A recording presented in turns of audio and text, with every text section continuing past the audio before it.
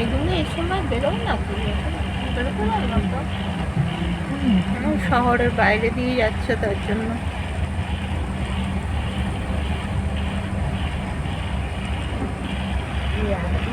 আমগুলো সবজি আমগুলো একটা ছেড়ে দিই, তাই হবে। আমি যখন ছোটো থেকে দেখে যাচ্ছি কেউ ছেড়ে দিই, পয়লা বছর করে তাও তো আরও করেন।